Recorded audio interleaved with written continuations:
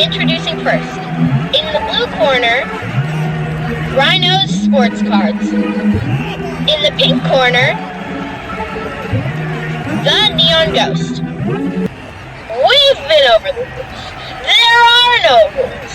This is the Neon Ryno Show. What up, buddy? Hey man, look at that.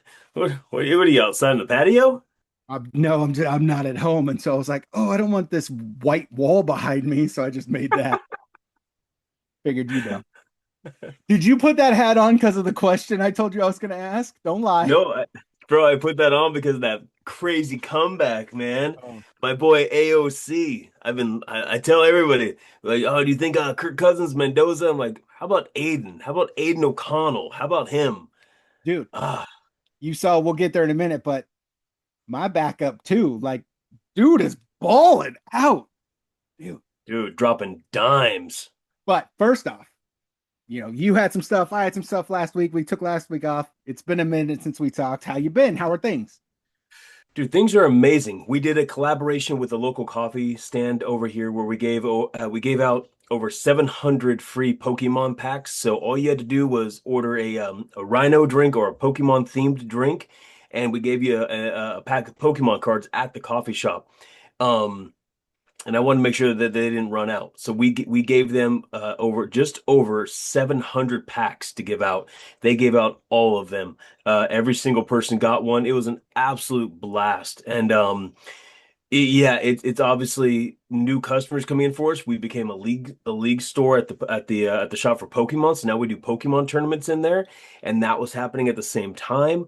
It my weeks have been so full, between card shows and the shop being busy and getting to do these community events have been amazing. We went down yesterday, down to Kent to the Boys and Girls Club and handed out backpacks with Koga. That was a blessing getting to go down there and go hand out backpacks. 'Cause I was one of those kids who needed a backpack growing up, and church would donate them to us, things like that. So it's been a very I'll say last week was a blessing to skip that one and just take a break for a moment and breathe. I actually wanted to give you flowers since last time we talked to today, your sit down with Josh Emmett from Nationals dropped. And I want to tell you, to being your friend and being around you as much as I have, you did the Koga breakdown with Ed Herman. Then you guys ripped UFC packs.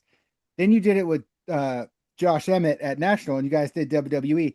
And you've come, you know I love you, so I might use the wrong words. I don't mean them, but out of your shell so much and grown so much in what you're doing. Like, there was no stalling, there was no just talking about the cards. Like, I had forgot you guys were opening cards, and like you, Josh, who was the guy with Josh? Johnny, it's his best friend Johnny. Okay. So you're like, he would be like, oh, look what I got. You guys would mention it, but then you get back to stories. And the fact that it took so many turns, and then we got that epic story of when he got the one of one that was in like New Zealand or something from that dude. They Yeah, went he and got met that dude. flew there. Dude, like, for you, like, I'm giving you respect and flowers. Like, Appreciate that's it. the thing is, it could have just been ripping cards, talking wrestling, and no, like, you went down these avenues that if you guys haven't seen it, check out. You should be already following Ryno Sports Cards, because it is an amazing story. And the fact that you got there off wrestling cards, dude, that was epic. I was so happy Yeah, and proud of you for that. I appreciate it, man. It's because of things like this, like these opportunities to get to do like this podcast with you is and honestly true, man. It's the days that you would take me down like in the dungeon at for Koga and stuff and say, go meet these guys, go talk to these guys, and having to come out of my shell of being like an introvert and not wanting to bother people when I'm doing certain things. And it's because of like relationships like with you and I and Omar and things like that that have allowed me to kind of expand and like kind of get out because I don't, I enjoy this community, enjoy what we do so much. It's things like this that really truly help. And then again, people like you guys who really help me get out of my shell and out of my comfort zone, I guess. It's that comfort damn Yeah. zone for me. It's my security blankie. My security blankie. It's got Snoopy and Woodstock on it. Bro, I know. All Yeah. right. I had asked you, and I sent you the thing Dana White said about your boy. If you guys haven't seen it, I'll play it here. Like I'll cut it in here. But dude, could you imagine like if Max Crosby hadn't joined the Raiders? Dana White saying, "Oh, Dude. if he'd have started MMA, he'd be a UFC champion right now." That's Yeah. probably fact. Yeah. Well, I mean, yeah, actually, he'd probably be a heavyweight as well. And you look at the division. The division is not very stacked right now, right? And Max Crosby is such a freak athlete with an engine that doesn't stop. Like he doesn't know when to quit. He trains too hard. What did he? There was a thing with Max. There's no off days for him. Like off season, it doesn't exist for right now for Max Crosby. He said when he's retired is when his off season will come because right now stays on weight. He does his running. His everything is the exact same all year long. And if you bring that into like the UFC and he trains right now and apparently like John Jones and them were saying like he's not a bad fighter. Can you imagine that kind of dedication? Whew. He's a big dude. Yeah, and he's Yeah. Yeah, and I believe it. when he wants to be, he can be the right amount of mouthy. So if it was fighting and you talk shit to the stuff he would unload, I was like, ooh, I think Dana's right. Like that dude Yeah. would be, oh, Yeah. gangster. I agree. I think Dana hit the nail on the head with that one. And not just saying just because Mad Max is, one of my favorite defensive players. Howie Long will always be my favorite defensive player, but Mad Max is the only jersey that I can actually fit into and wear. So I have a Max Crosby jersey, but yeah, he's my favorite guy over there. But yeah, dude, what talk about crazy. Even if we have some kind of like celebrity thing, I would like to see him box. I'd like to see if he has any coordination with boxing at all. Dude, it'd be interesting. Not on that Yeah. Logan Paul shit, but it would be interesting. Yeah, I agree. I agree. Speaking of, so as we said it earlier, my backup, Joe Mixon, your backup, they're out there balling. Yeah. Is you being in this business, would it be buy Joe Mixon's college card or his rookie card? I think he was with the Patriots or something. What would be the buy right now for a player like that? Yeah. So with somebody like Joe Mixon, my recommendation would be a buy. His cards are so cheap. So what you would want to buy are some of the lower numbered, in my opinion, with this stuff, would be like the Panini Prism Silvers. And those aren't numbered, but they're silver Panini Prisms. Those ones always do incredibly well.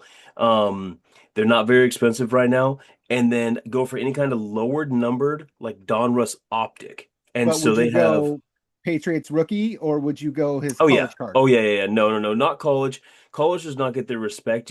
So college is great when they don't have their pro card yet, but then after that, Okay. if you ever wanted to sell them, you have to find somebody who just loves that college. And that's the only thing that you're going to be able to sell it to is somebody who loves that college with it. Okay. Like I even had a hard time selling my Deion Sanders 101, and he had a Florida State bowl patch. And it was amazingly gorgeous card. Nobody wanted it because it was a college card. And that's still shocking to me because it was, Yeah, it seems weird. anyways, it was a gorgeous patch. But yeah, so with him like that, he's actually not a bad buy right now. And if you go based upon like Dak's history, he Oh can yeah. He has a great chance it's of playing this year. yeah, and it's crazy too, bro.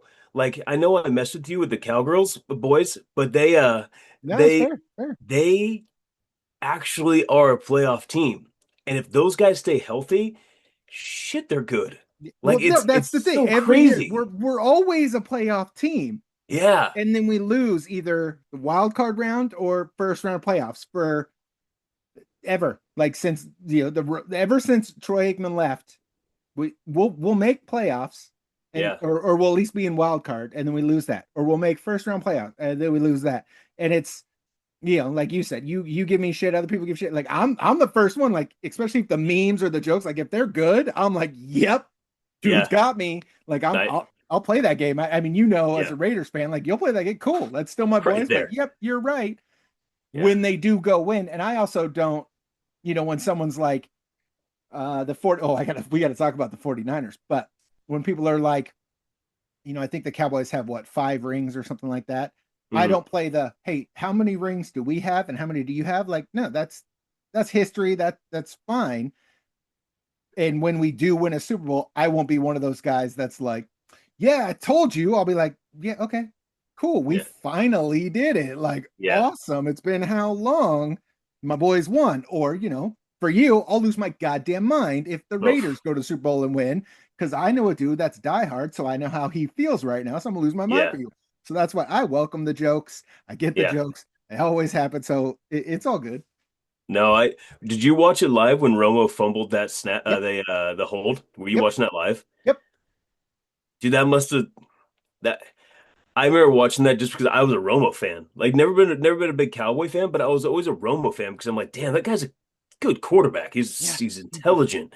And yeah, when he fumbled that ball around, like I remember going like, oh my God, every Cowboy fan in America just has to be going, oh, of Okay, course. so you know more about football than I am. I remember thinking at the time, is it normal for a quarterback to be the one catching it, or are they hoping you think they're going to do some type of trick play thing? Because it's not normally the quarterback that holds that, is it? It's usually like the backup quarterback that'll hold it. Yeah. Okay, okay, I didn't know. Yeah. Like, I knew when that play was happening, I was like, okay, there's either he's going to catch it and then throw, or they're trying to mess with the defense. And then when he Yeah. messed up, I was like, what are we doing? Why are you even holding the ball? You throw the ball. Right? You don't hold the ball. What are you doing? Yeah. Yeah, that's brutal. Things like that in life, us watching it, we're so invested as fans. But to circle back though for you, yes, if you believe that if Mixon's gonna be on that team for a little while, looking at like a PSA 10 silver of him for a Prism silver. One of those, don't get a 9, get a 10. The price difference is large between the two, but a nine's like a raw card, unfortunately, right now. But they're everywhere out there because not a lot of people are buying Mixin. Okay. Yeah. I'm told when we're done, I'm gonna buy it. I'm looking for one to buy it because Yeah. I when he balled out the other day, I was like, huh. And then I looked, I was like, well, these are affordable. And let's say he doesn't play, hopefully Dax gets us there, everything's good, but we know how Yeah. that's gonna go. Maybe next year this dude gets traded to a different team, or something happens at some point, this dude is going to ball out and be great. So would it be better to have a Patriots rookie card of him now or the college card? I know a guy I can ask, and I just Yeah. happened to be doing a show with him today where I can Yep. ask. Absolutely. Absolutely. Patriots rookie card. Okay. And speaking of cards, bro, I'm going to pull the two boxes that I have off the shelf, I just thought about this right now because I opened one. Panini came out with WWE 90s decade Oh, did cards. you get some? Got them, Oh, and one of my buddies, Brad, convinced me to open one of the boxes. And dude, I was like, I don't want a Brother Love auto. I was gonna be so irritated if I just got this like a random G leaguer, 'cause I yeah. 90s, you and I, man, like Yep. we know everybody, dude. I opened it and he got the auto. It was a gold out of 50 IRS. Yes. I was, I was like, yeah, you Yes. gotta be kidding me right Yes. now. Yes. So, What are anyways, I'm they? gonna bring two boxes for us to Clearwater, so you could Okay. have box and I could have box. Okay. We'll Yeah, definitely open one there and film it. so cool, dude, Yes. so cool. X-Pac signs in there, X-Pac and as 123 Kid. Nuh-uh. Yeah, and Tatanka's in there, bro. Did, the amount of people that sign in there are insane to me. Like it's incredible. Like I found out, I didn't even know this. I didn't know that the Godfather was Iron not Iron Sheik. He was Papa Shango and he was Yeah, Kama Mustafa. the guy with the mask that dressed like a sultan. Oh, that's right. That's who he came in as. What was? Yes, yes, you're right. Dude, I didn't Yes, know that was him because it says AKA the Godfather, and I was yeah, like, what? yep, Yeah, yeah. that's who he came in That's who he as. came in as. Yeah, Bro, yeah, these cards, I mean, Hacksaw Jim Duggan, like yeah. you want to know like the who's who, and I'm going through these, and obviously, Scott Hall is not with us anymore, but we also pulled a numbered of their ladder match of Shawn Michaels and Scott Hall's ladder That's match. epic. That's Dude, epic. they have dual signature Bret Hart and Shawn Michaels. See, see, they did it I, right. They did it I'm right. dude, I only bought three because I'm like, all right, I'll get three. 'Cause I am very impulsive when I'm sitting there in the shop and it's a little bit slow. I look around at the wall and I go, you know what? I'm gonna open something like that. And then Yeah, Brad's like, just do one for me, just do one. Now I want to open all of them. I love Speaking those of damn which, things. I told you I'm not home, and it's literally sitting on my coffee table because I meant to bring it with me to show you. I have a card, the new tops, Stadium Club, Stadium, what is it? Oh, Stadium, the new top stadium club for UFC. yes, Yes. Stadium Club. Yeah. Okay, we agreed when last year's came out, it was trash. It was a trash product. The card Yeah. sucked. Yeah. That creative director clearly got fired because whoever did this one, banger of cards, dude. I pulled this card. Same thing you said. Like I bought them and I was like, okay, I'm gonna hold on to it. I got a mega box. I said, I'm gonna hold on to this. I held on to it for all of like a half hour, and I was like, now I'm gonna open it and see one of the cards I pulled. I'm gonna give to you. Yeah. Like you could keep it. I don't know that you will, but I'm gonna give to you to sell in the shop because it's Yeah. that good of a card that I was like, oh my god, this is awesome, and I could put it on Colette. Like I could sell it, but I was like, no, no, Yeah. I want Ryno to put this in his shop Oh, and sell it hell because yeah. someone's gonna walk in and go, wait, what? So Yeah. I'm gonna bring it to you to Clearwater. But how do you feel about that new product? It definitely has leveled up, right? Oh, definitely leveled up. It was shocking how bad last year's was compared to this one. Comparatively, yeah, it was night and day different. And I like Stadium Club because it's a reasonable price, man. It's like Yeah, 130 for a hobby box. That's a great deal for yeah, UFC and getting on card autos. Absolutely. yeah. And then the other one I was gonna ask you, going back to WWE, have you seen Bayley's posts? I can't tell if they're kayfabing us or if it's real, but she put a post on her social media about it being 10 years, a great ride in WWE. If they're kayfabing us, she's just saying, hey, the last 10 years have been great. Or is she done? Because every story she's posted has been things she's done in the last 10 years, championships, behind the scenes photos. They're like every story when you look at it is a flashback of a memory. And for her to say the last 10 years, a hell of a ride, we do live in an era where they're just getting rid of people. But I feel like, dude, in the last, let's say 2 years, 3 years, if they if they ditch Bayley, that might be the biggest loss in the last handful of years if they really release Bayley. Yeah. Yeah. I know that she was supposed to be going on like a hiatus for a while, and I know that there was the thing with her contract as well. From my understanding, is that she did not resign and that she was going to take a break. Um, I don't know with CM Punk back. I know they're incredibly good friends, things like, and I don't know why she would go. There's room for her right now. Yeah. There's definitely room for her in the women's division. We can let the Bellas go, which would be really nice. But yeah, no, there's definitely room with her. You know, you bring that up though with it, the Bellas putting them with Paige, Paige, like why? why do that? Why not have Paige as a singles wrestler and have her get her own light instead of bringing her with the Bellas? And then now Bree turned on her or Nikki turned on her, and have they One of done them. anything with that at all? No, Like no. It was like for that it's things like pop that, but at then that, and then nothing. yeah, and then Bayley's not there, and Bayley like she's amazing, and they were turning Bayley like crazy for a little bit too. So I wonder if like the creative kind of got to her, because she was kind of going starting to go nuts, and then they backed off that story, and now the other girl that's no, the other girl, she wasn't in the Judgment Day, who beat Bayley, that's the last Yeah, one who beat her. yeah, yeah, She's going crazy now instead. yeah. It's there's all kinds of weird things going on. That's what's making me being like, is she really leaving? Yeah. And we know if she leaves, she's gonna go to AEW.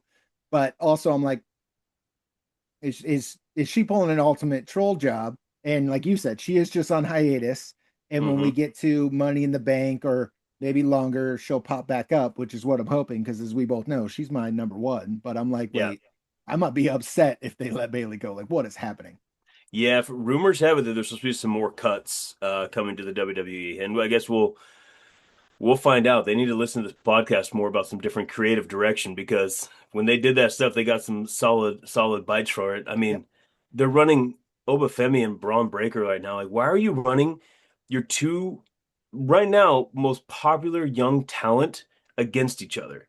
Like, why and would you? Why would you do that?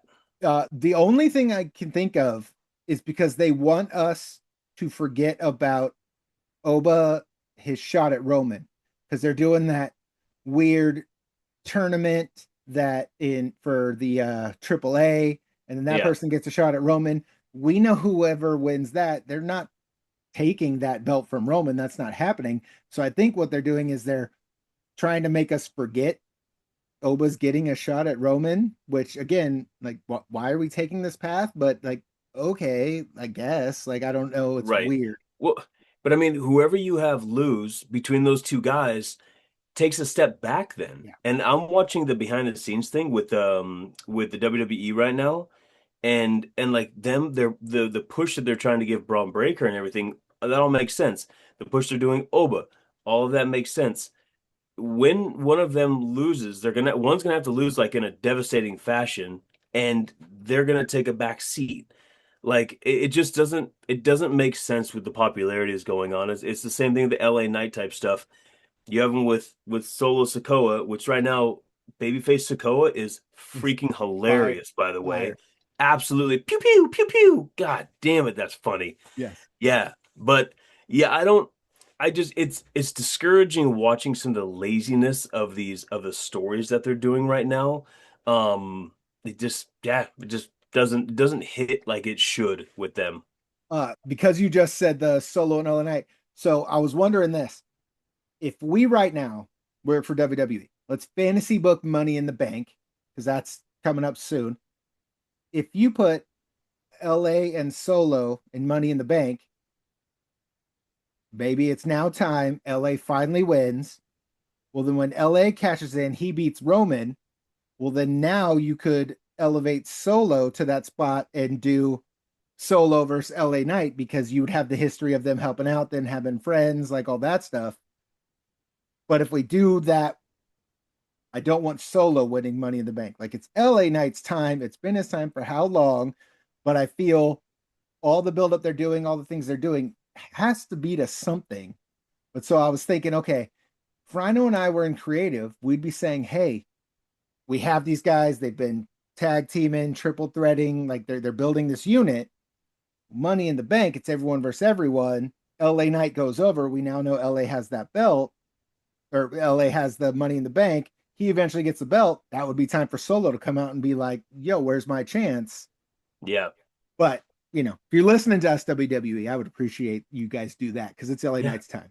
right. Put the damn belt on LA Knight. Yeah. It's Roman does not need a belt. Like it's watching the behind the scenes thing is kind of crappy in the way that like they do say it outright, like, hey, let's put the belt back on old Trusty, let's put him back on old Cody Hogan. Let's put it back on somebody we know that can hold the title high. And it's like, bro, come up with something different. You have like nine dudes inside that room that just go, okay, Cody Hogan sounds good.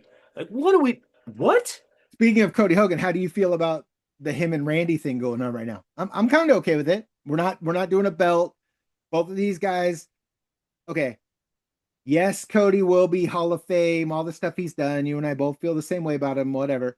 Randy Orton, hands down, first ballot Hall of Fame, has been for years.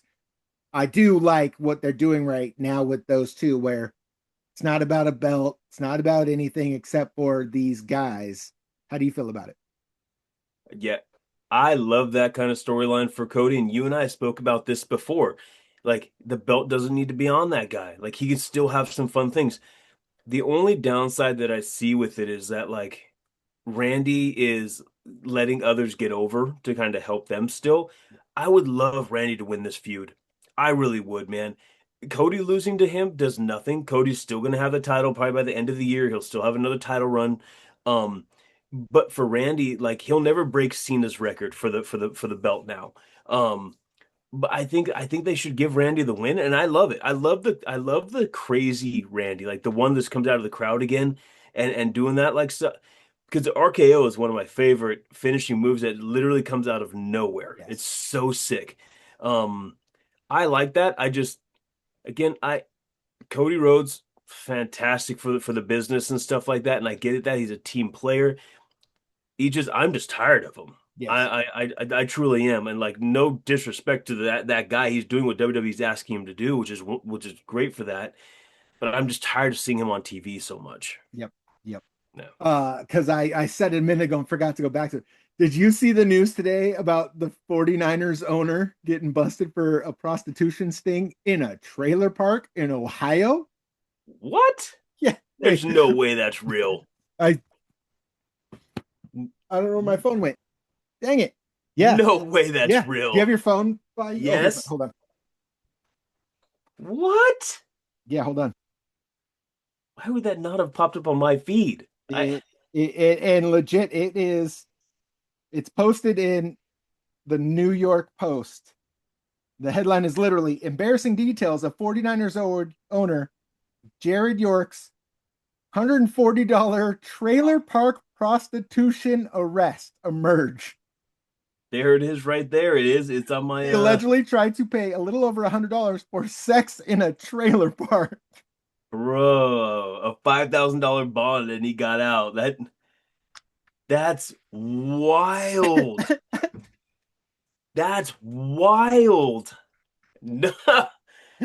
Like, first off, why are you paying for it? Secondly, okay, if you're paying, let's go ahead and get a high-end escort in like the penthouse of the Four Seasons. Why are you in a trailer park for $140, dude? Dude, that boy is slumming it. He is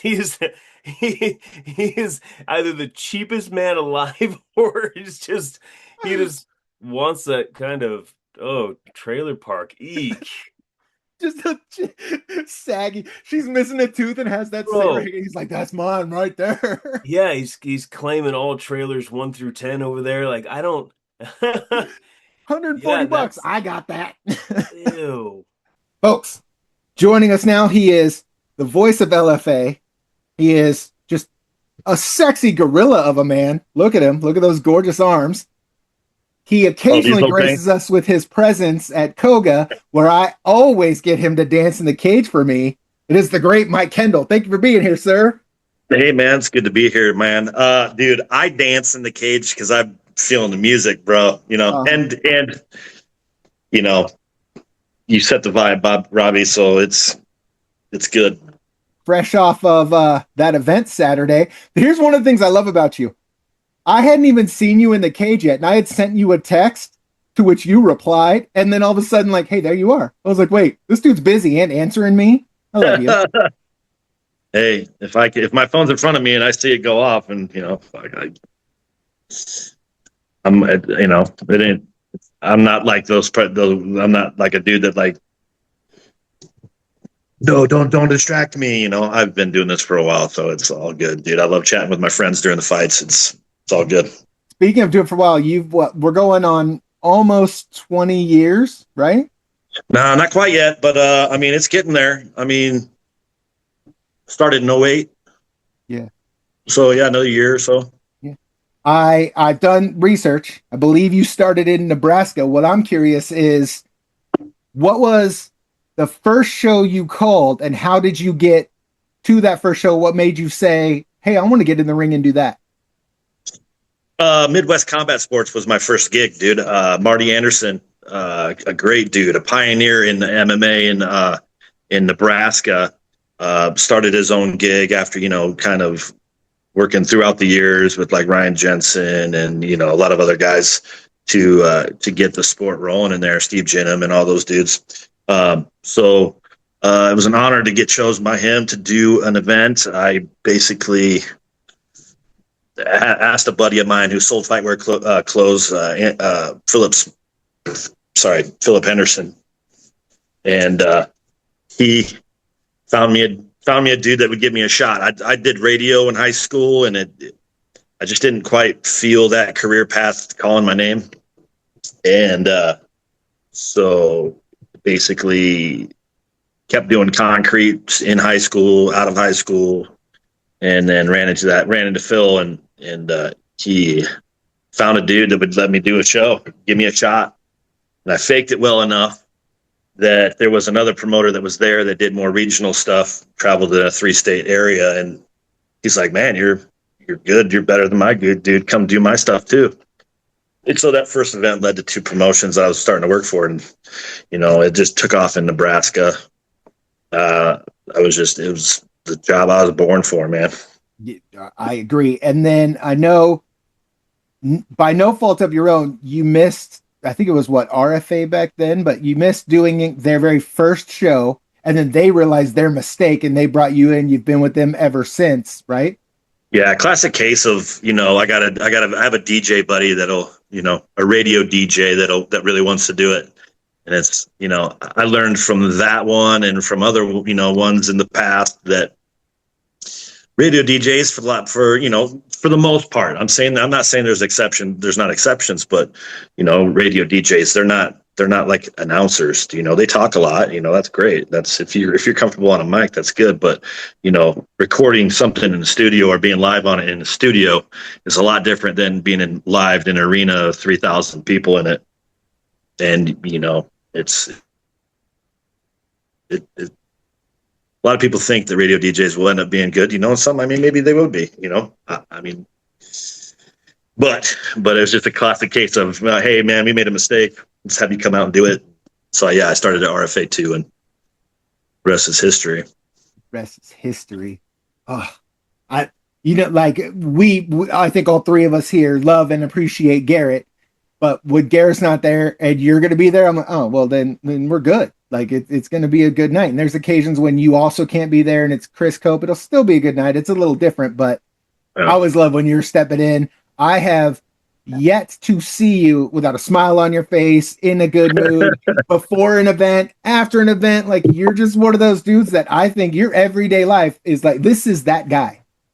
I love what I do still. There's been some times where it gets a little mundane and the traveling gets tiresome and stuff, but those are first world problems. You know what I mean? It's like, I'm so fortunate and grateful to get to do what I do for a living. There's no real bad days. It might be heated in the moment because everything's live and I have no take backs and redos, so it's a little of it used to be a high stress environment.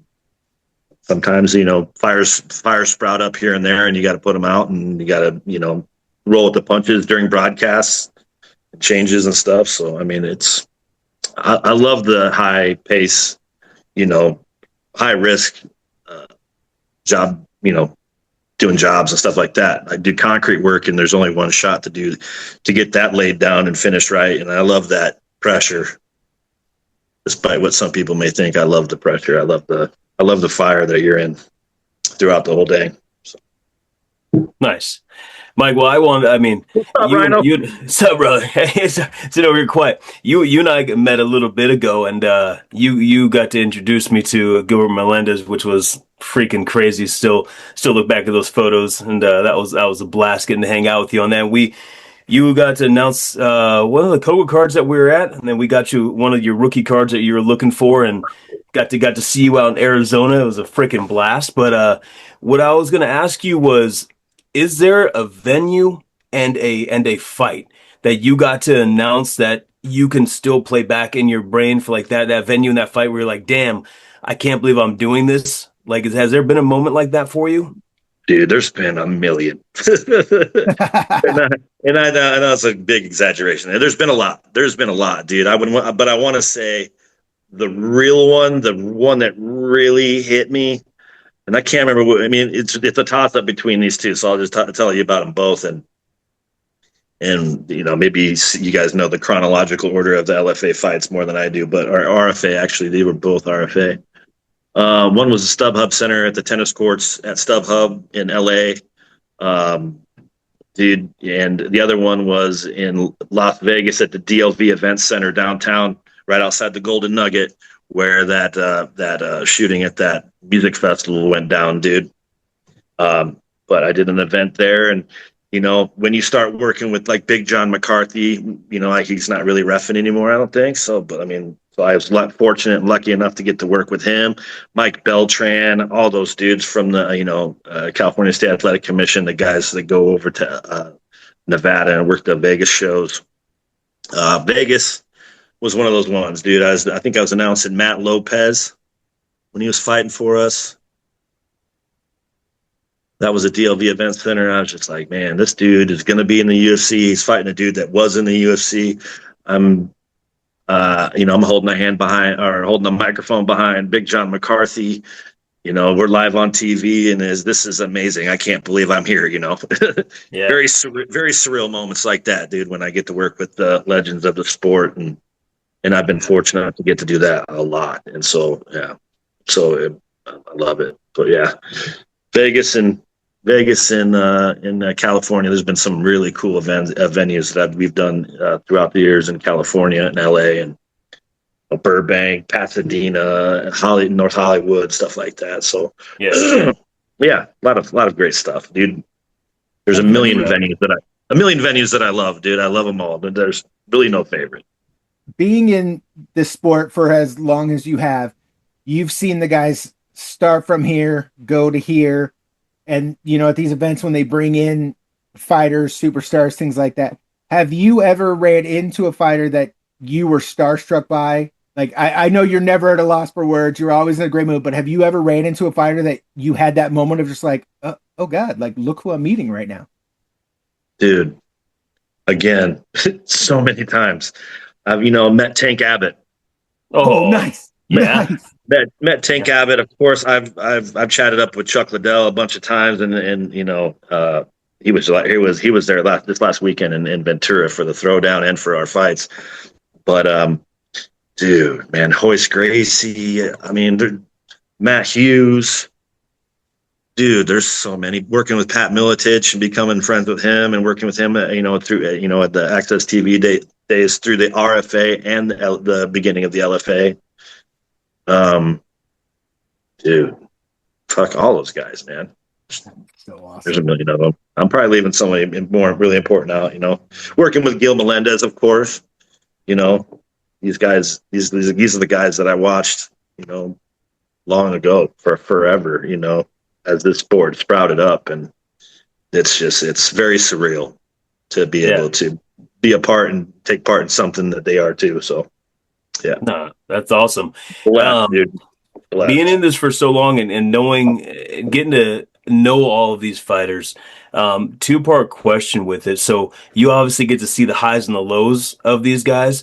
Now, like talking to them beforehand and everything, like do you get certain ones if you get like just pumped when you're announcing them to come out to the cage, and you have that like extra level that you give it, like that when Bruce Buffer sometimes like he'll get over there right in the face and the fist bump and do crazy. Is there a couple of fighters ever that's been like that? And then obviously on the other side, if you're having to go back there and go say, hey man, tough night tonight to him. Yeah, I mean, yeah, the tough times, like saying, good fight, man. You need to keep your head up, give them some words of encouragement, try not to, sound like everyone else that's trying to console them, just be there, just be positive, and, in the midst of it, and just, you'll be back. But dude, there's so many guys that if I don't get up in people's faces unless they say, hey, come up to me, and that's a very rare thing. But like when I'm announcing, I go from center of the Monster, I almost said Red Bull, center of the Monster Energy can. Fuck, dude, I'm going to get canceled. Right there in the center of the Monster Energy can, and I'll take a couple steps towards the corner and kind of, keep my distance, because the cameramen are fucking panning back and forth and trying to get all these beauty shots. And so I kind of, I keep a wide berth. I'm not trying to get up in somebody's focus and try to disfocus them or anything. But dude, if they're looking at me and I can feel them kind of like, starting to take some steps forward, then dude, when they watch me and I could see it welling up in them, it feeds me. And then I boost it because it amps me up, dude. That shit's fuel. That just fuels the fire right there. So, there's been a couple of guys, dude, Jackson McVeigh, dude, what a good kid. One time he fought, dude, and after the fight, he's like, dude, it's just an honor to have you do my stuff. Like he thought I was, somebody, and he's like, get in my picture, his post fight picture. He's like, come on, Mike, get in here, and dude, stuff like that. Moments where a fighter acknowledges you and really bonds with you in that moment when you're delivering them to the world, like those are the things that really are nice for me, and thankfully Jackson's now in the UFC killing it, he killed it on Saturday. But those moments, those are the kind of things you'll never forget, dude.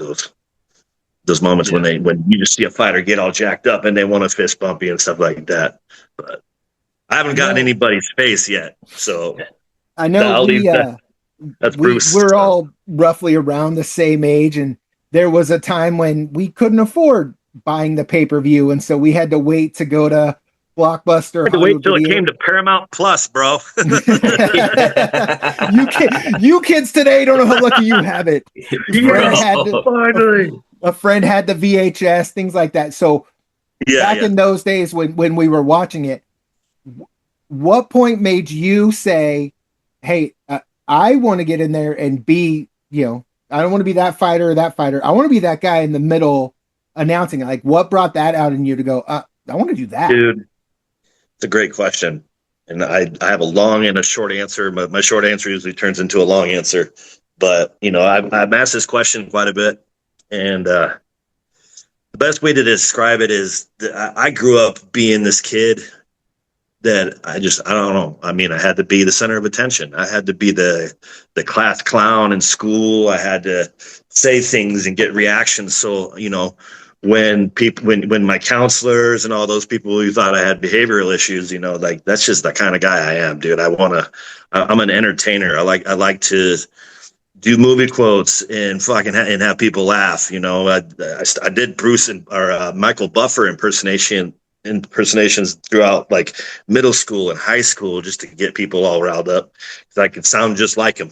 But watching a lot of TV, really desiring to be be somebody on air and make it in that kind of way. It's a dream come true. That's something I've thought after my whole life in one way, shape, or form.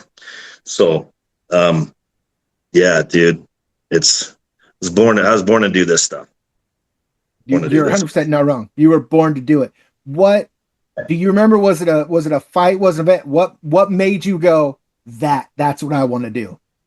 Oh, the event that made me do it. So my brother, Aaron Steele, and my poor brother, he's going through some hard times right now, but I love him and God's got his hand on him. But my brother, he started fighting. He was, training in Nebraska with like Ryan Jensen and Matt Anderson and Jeremy Horn and a lot of those other guys. I think Jeremy Horn was doing a lot of cross training between Matt Anderson, his brother, his gym in Omaha, and then Militich, I believe he was going back and forth through them. And Aaron started working with them. He was going to fight one amateur fight, and it was at I think Extreme Challenge in at Harvey's Casino, which is now, I can't remember, Gold Nugget or something like that. But it was a victory fight. I can't remember fucking who it was, dude. But my brother took me to it. He said, hey, Mike, I want to take you. I want to show you this stuff because I'm going to get into this, dude. And I want you to watch. I want you to check it out. And so I went and then I saw Big Papa Schnocky, dude. Wow. What a moment, dude. That dude was an ultimate charismatic, well-spoken, funnier than hell, just larger than life. The dude had spiky hair, he was from the early days, I don't know when he started, man, but I want to say maybe mid 1990s, back in the early days. And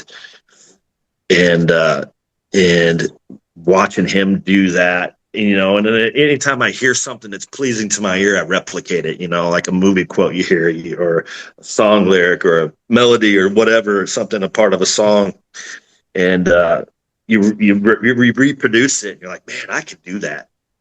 You're like, I can pretend to be this dude. Man, how cool would it be if I could get involved in this too? My brother's gonna fight. I could announce him.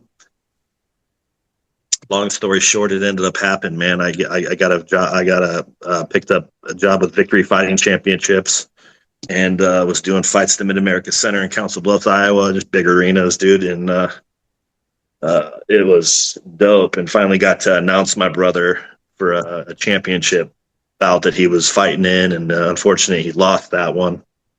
But I was there the fight before when he won the championship off of Joe Wilk out of Kansas.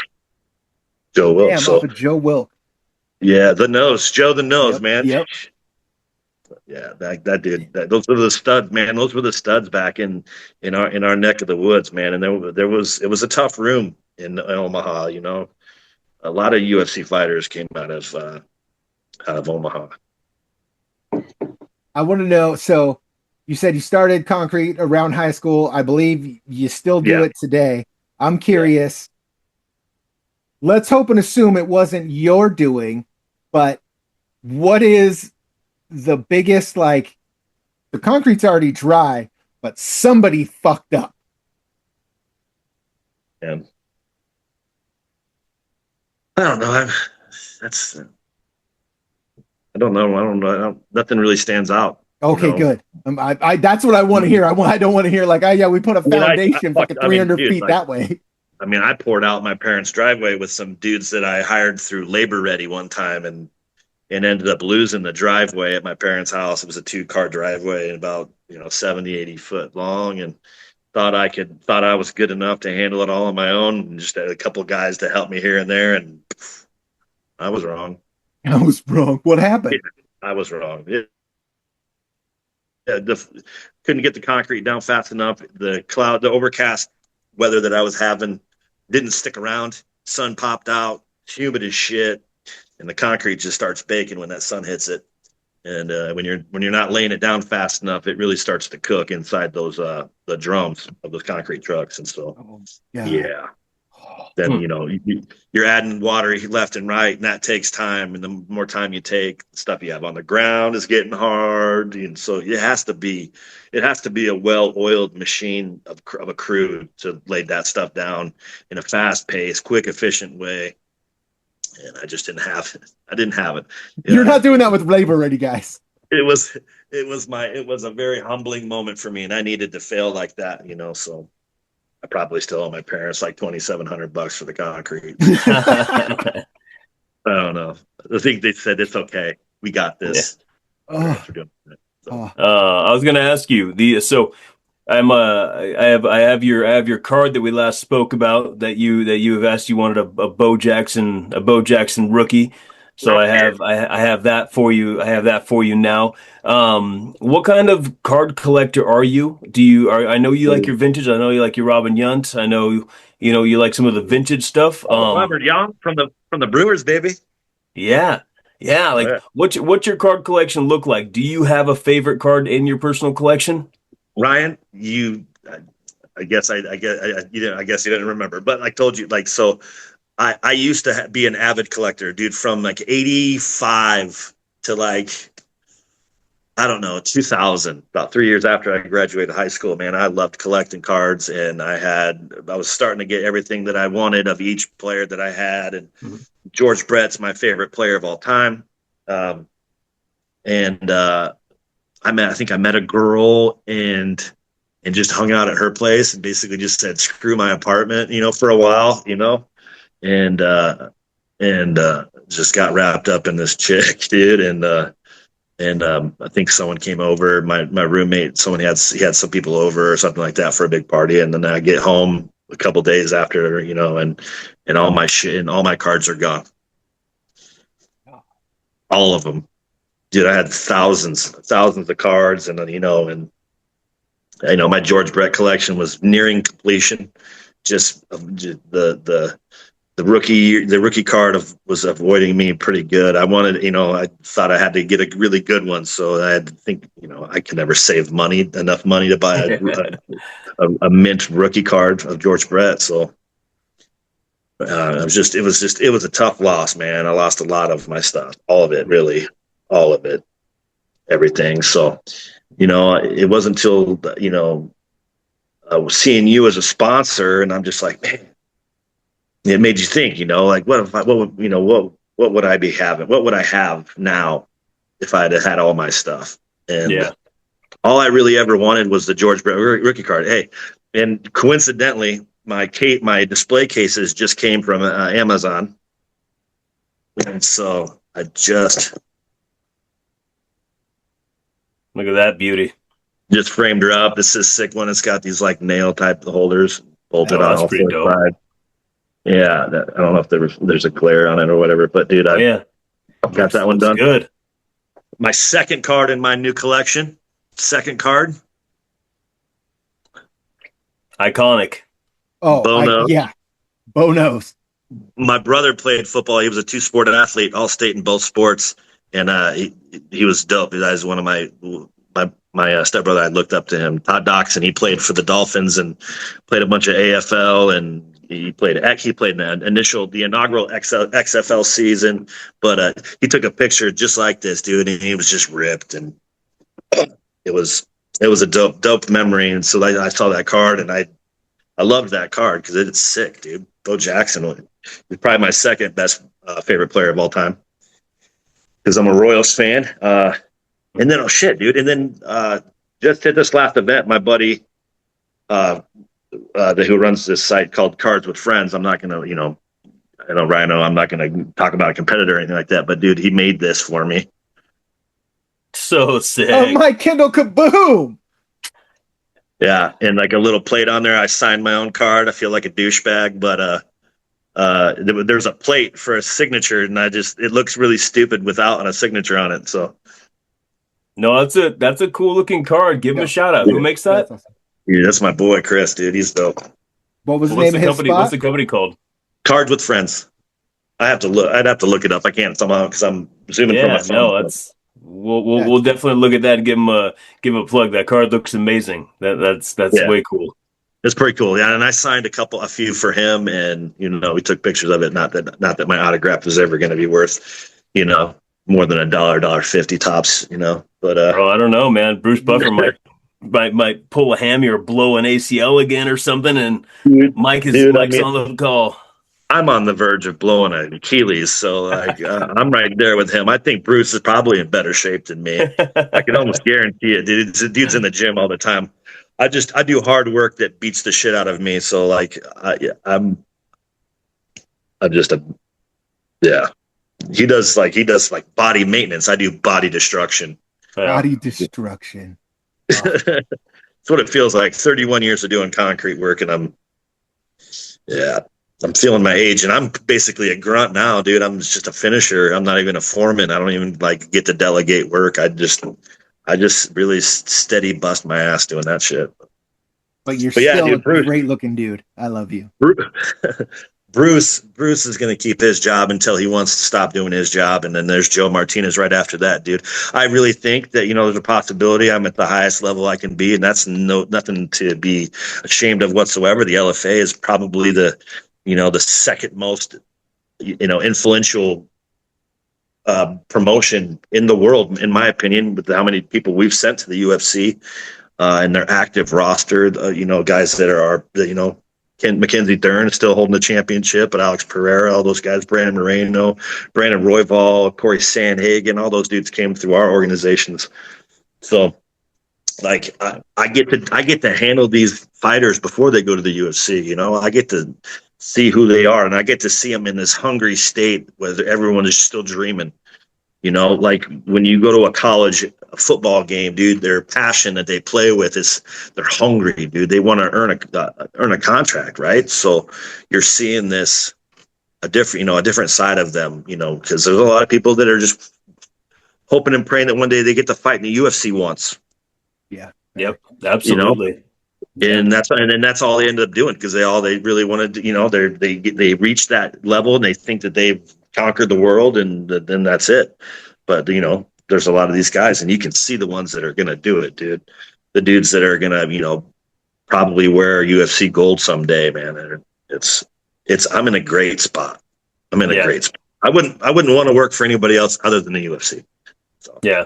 Yeah, well, speaking of great spot, is it a sweatshirt collection that you have or a hat collection? When we were with you in LFA in Arizona, you were like, oh, was it a sweatshirt or a shirt or something from every event? Well, we have our, we have I don't know I don't know what to call them. So like Kentucky, when we started doing fights in Kentucky, I think Ed designed this shirt that's like Colonel Sanders, and he's got sunglasses and stitches and all this stuff, like spoof, like knockoff shirt. I don't know, like Yeah. like this, like Louis Vuitton, but not really. For certain states, there's a California Republic, type of an LFA shirt, and I think the Minnesota one's white, and it's kind of got the part of their flag on it and some like snow for Minnesota. But there's certain different collections and different designs that we go through and do, and I just grab I get my employee discount. So Yep.